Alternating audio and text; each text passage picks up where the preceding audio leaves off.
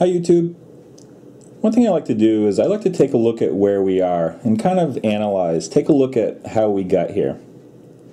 I basically think of Generation X and Y as a lost generation for silver. I call them the paper generations.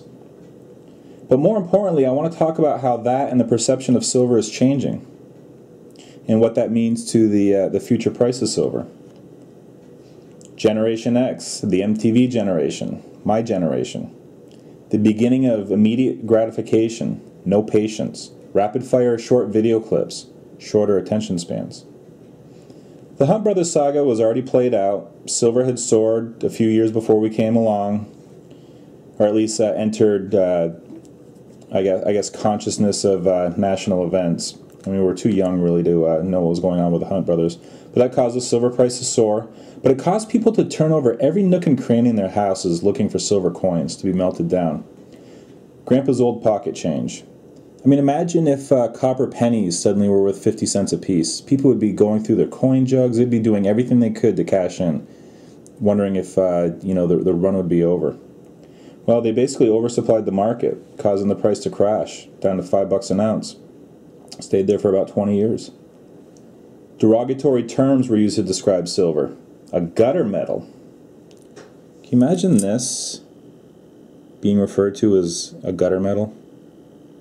The old coins were referred to as junk silver. Junk. Still is used today.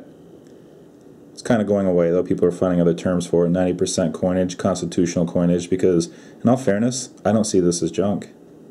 I see this as a work of art. Is anything good ever referred to as junk? Junk mail? Junk cars? Yeah, maybe a little junk in the trunk isn't so bad. But silver became something that cigar-chomping old guys in the coin shop talked about, while reminiscing about the halcyon days of Rita Hayworth and Grace Kelly. You'd see it mentioned in a quick blurb on a nightly news report, up a penny, down a penny. Pretty much just a dead investment. Nothing that would trigger the interest of those Generation Xers. There are huge stockpiles, plenty for companies like Kodak to go out and buy in size. There are very few bullion options, and even those were hard to get at, and more of a novelty really. Generation X was buying more important things like baseball cards, looking for that Roger Clemens rookie. In video games, the Atari 2600 was in full swing, and comic books. The whole while, silver was being used up, consumed, as new industrial applications were being found. And then along came the internet. No longer did you have to order from the back of a coin catalog. There's a large number of ways to order bullion now. Dealers started their own websites. Along came eBay, opened up a network to basically millions of people. Silver Eagle sales began to climb.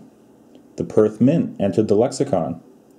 Foreign bullion sales climbed, and yes, the perception of silver started changing.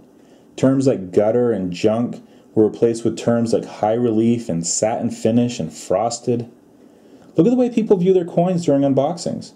The way their eyes light up when they pull that coin out. Kids are getting in on the action. And yes, even Generation X and Y are starting to abandon paper assets in favor of silver bullion. People once balked at paying over $20 an ounce. A seemingly laughable price now. Well, it won't be long before you reminisce about $35 silver eagles. As my friend EQ PM'd me, the times they are a-changin'. And honestly, with silver, I see nothing but upside.